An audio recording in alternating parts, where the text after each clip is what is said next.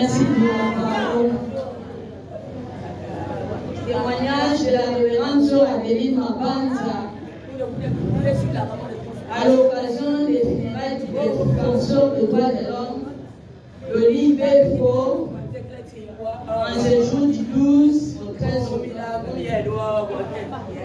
Cher papa Loli, nos cœurs sont endoloris et maîtris. Nous sommes pourvus des termes adéquats pour exprimer notre profonde gratitude de tout ce que vous avez été pour nous lors de votre bref passage sur cette terre des hommes, enfin plus d'actes élogiques et répréhensibles. Néanmoins, une angoissante interrogation pèse sur nos consciences. Pourquoi la mort vous a-t-elle arraché si brutalement de notre affection?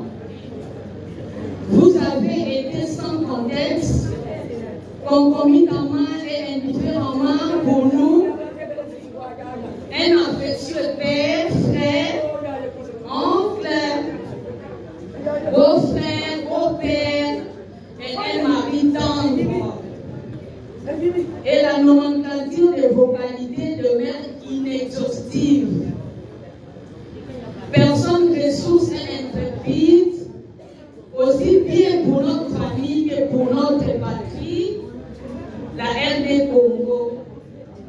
Vous avez posé des gestes indélébiles dont la postérité vous saura à jamais créer.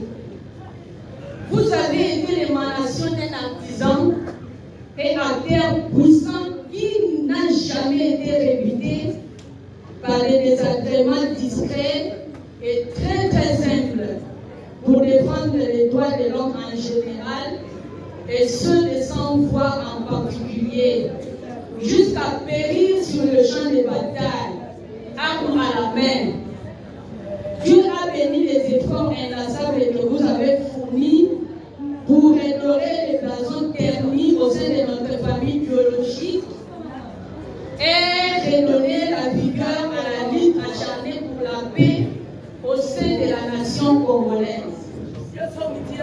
Puisse le Seigneur vous rendre au sensible et vous accorder une place de choix dans son banquier éternel pour que votre âme repose en paix. Papa, je revois les jours de mon mariage. Vous vous êtes improvisé pour parrain afin que tout se passe bien pour que je ne sois pas stressé. N'oubliez pas d'intercéder pour nous là-haut, auprès du bon Dieu, pour que nous soyons à mesure de supporter et accepter cette poignante séparation et cette dure épreuve. Nous vous aimons et vous aimerons toujours, car la mort n'arrête pas l'amour. Affirmons enfin avec notre élan de foi, Dieu a donné et Dieu a ôté. Que son nom soit glorifié. Allez en paix, Papa Loli. Que la terre de nos ancêtres vous soit douce et légère. Je vous remercie. Très bien, Maman Juliette.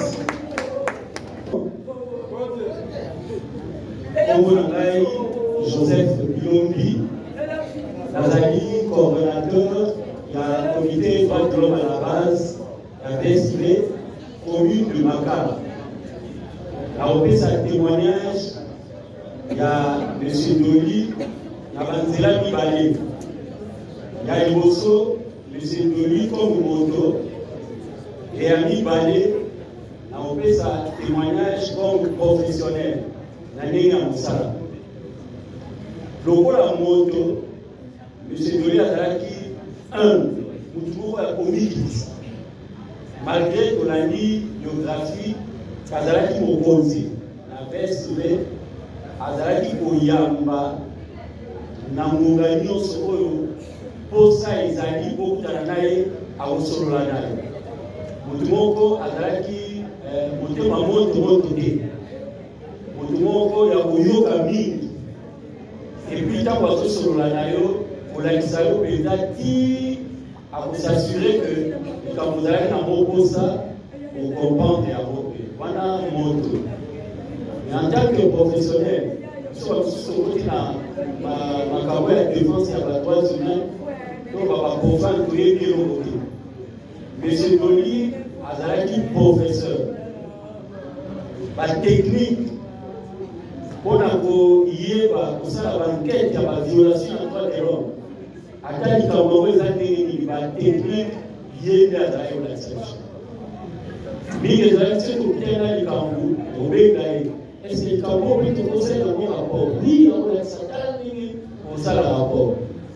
Rigueur, impartialité, la violation des droits de l'homme. Attends qu'on nous avons eu aussi le rapport, il a été. Mais aux autres communiqués, aux à la contre, aux communiqués des Alaki. Rigueur, le rapport, impartialité. Et il y a un message de courage sur le sous-docteur pour la partie politique d'être toujours la défenseur des droits humains. Et dans quand vous souvenez de Vanya, vous avez mesuré qu'on est en moto, vous avez vous avez dans le droit de l'homme, dans beaucoup de et la Kanisi, vous avez dans Zambé, à Ayabaye, PAP, ça sont la casse. Les autres, les Cambo et à Bunda, pour les droits humains, à la Bisso, Totika, et puis tout la couleur de la partie politique. Merci. Merci, Papa Joseph, Mamalubana Motuya. Tokobé Asikoyo Onésime. Sima Onésime, Tokobé Mawana. Onés Wazali Koleka, Wazali, membre de la famille.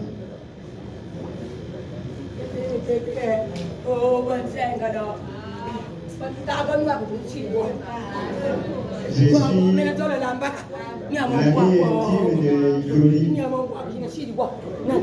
Nous avons étudié ensemble. Lui était en chimie et moi j'étais en biologie. Nous avions des leçons ensemble. On étudiait. Doli avait une seule qualité. Il était avant tout simple, sobre, cordial, mais intransigeant. Peut-être c'est cette intransigeance qui l'a amené à la mort. C'est vrai.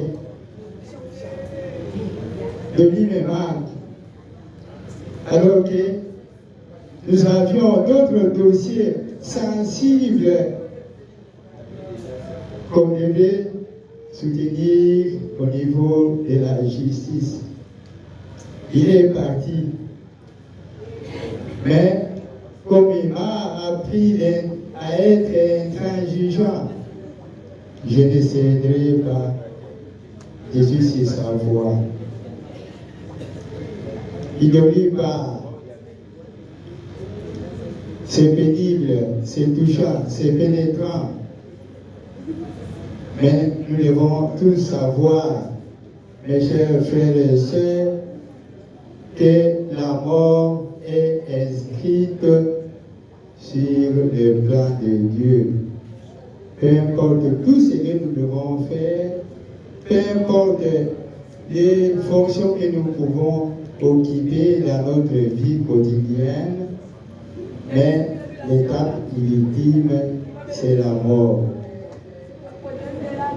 Allez, cher Doli, que ton âme repose en paix. Merci beaucoup, Papa Onésime. Comme vous le remarquez dans les différents témoignages, Doli avait beaucoup de qualités. Nous allons à présent appeler Mawana.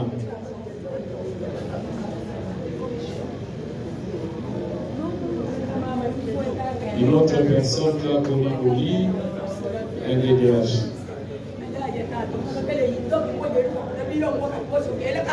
Merci beaucoup. Et là, ce qui te semaine, c'est une histoire monnaie pour la Papa Doli, qui comme un professeur. reconnaissance. Offre Nana, paix, Namakamba, toi de l'homme, VSP, Bango. Donc, Azaki, nous tous sommes télémis, Azo Sakola, Ozo Santimena, oui. Onaye, Nakokaka, Okanda, oui. Nazaki, Napara, politique. Hier, chaque jour, Nathalie, alors, Makamo, Louki, et ça m'a. Mais comme ça, maintenant, chaque 7 heures, on va être comme ça. Il y a Azaki, ma casse, n'a projet, n'a moque à la mise au haut. Et ça, nous pouvons dire que ça projet, n'est pas pas tout. À ce moment-là, le projet, et ça, on va se remonter. Donc, ils avaient dit chaque fête, alors qu'ils ne pas aller, on ça à anniversaire, toujours les cheveux. Il y a une personne.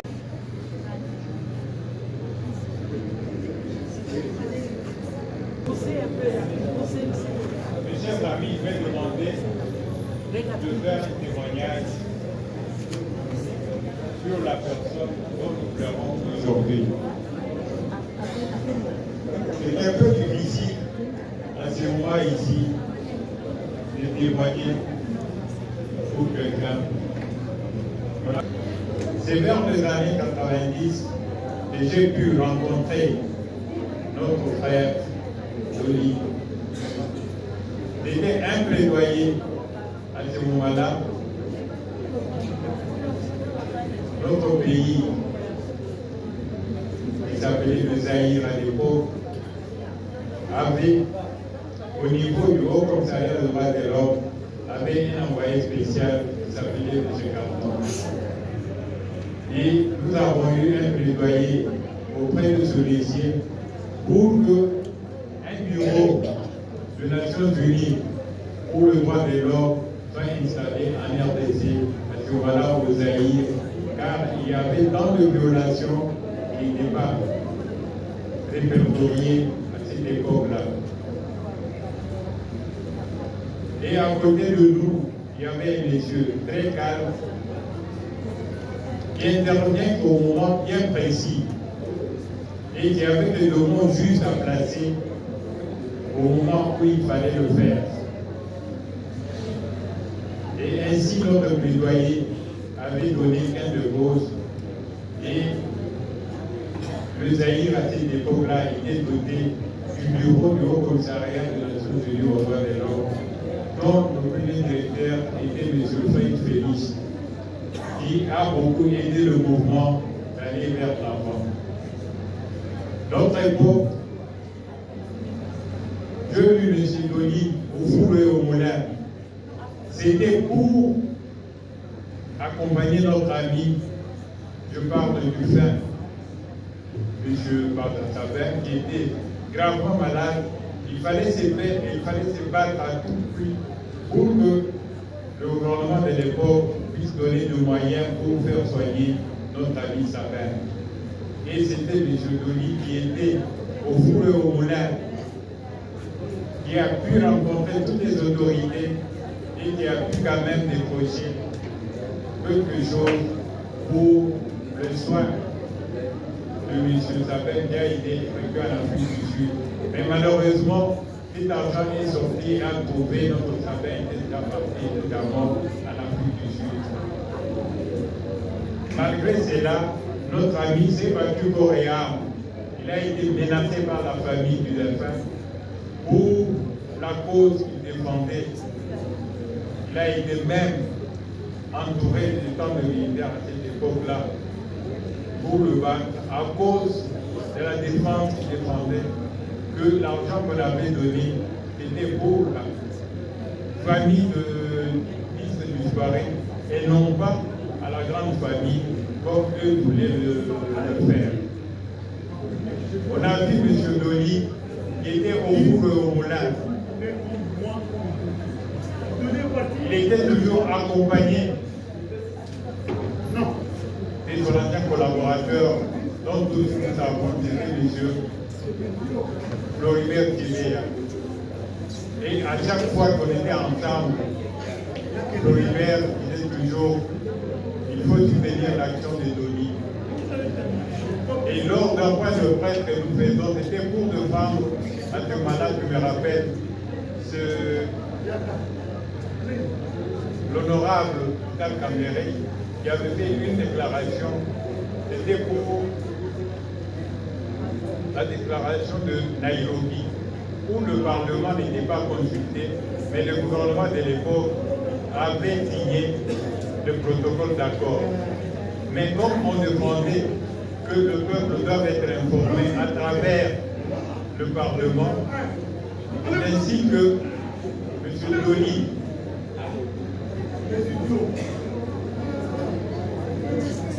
et nos compagnons de lutte Florida furent arrêtés et amenés à l'ANR, où ils ont passé presque toute une semaine. Et les jours de leur libération, au niveau de une matière, on était là présents et on a vu le courage qu'avait notre ami après cette arrestation. Ils sont venus. Malgré cela, il ne s'est pas découragé. Il a continué sa lutte jusqu'à la mort. Il était là pour défendre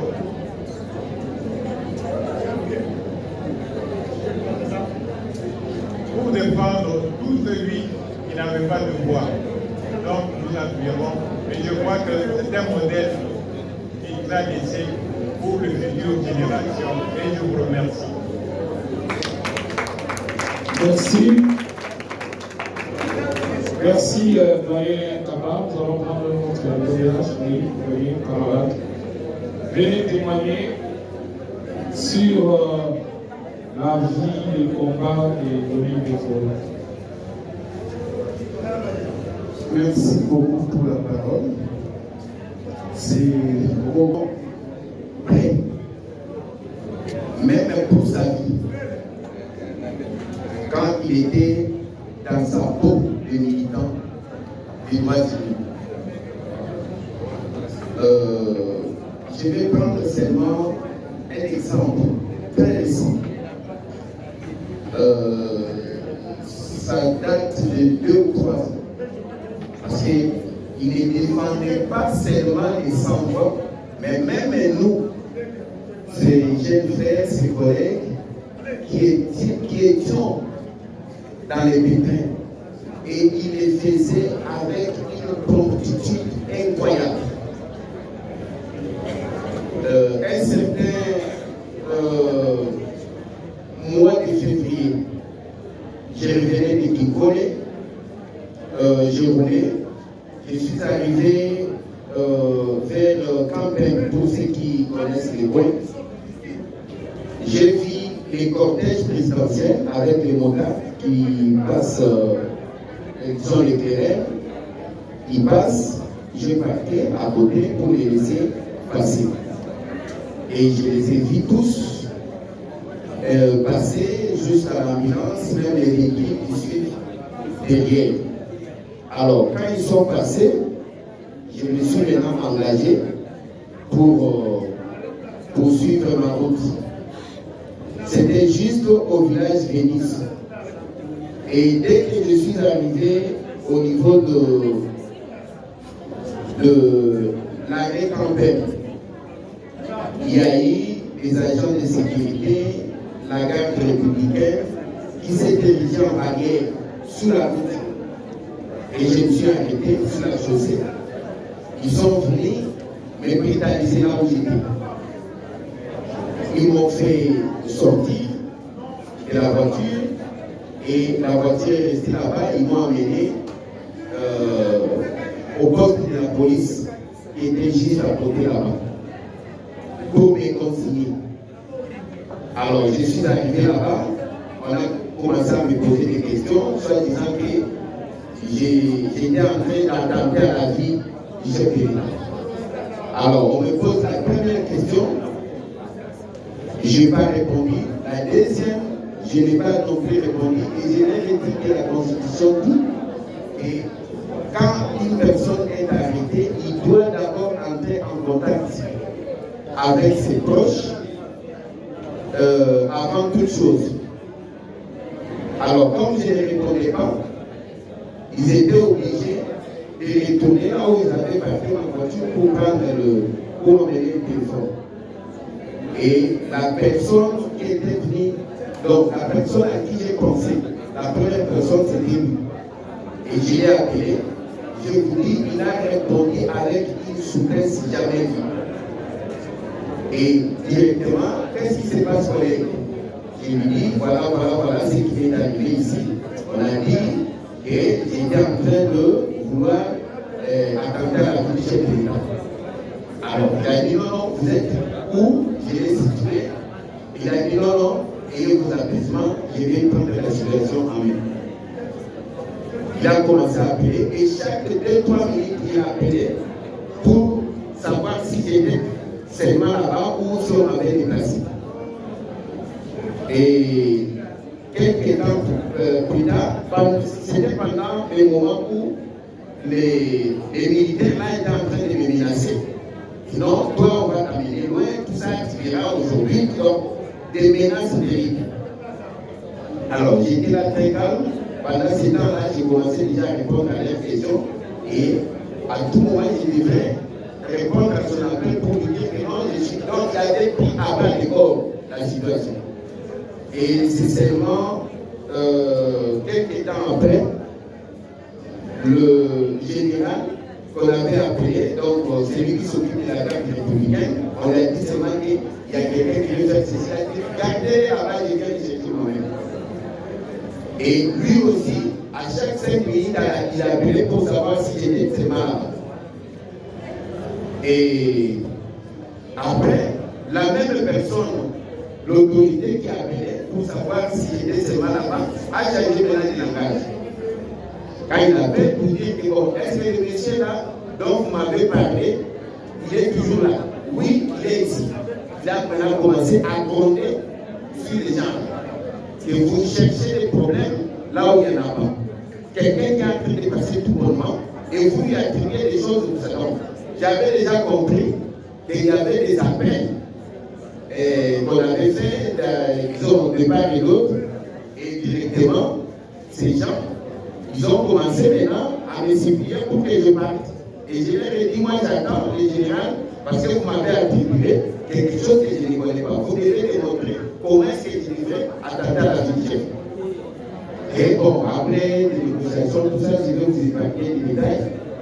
Finalement, j'ai été libéré après des explications. Donc, ça m'avait tellement impressionné et je me dis que c'est vraiment un modèle pour nous qui sommes restés, parce que vous savez, le travail de défendre les droits humains, ce n'est pas si mince à faire. Et nous devons le faire dans une solidarité la plus démontrée.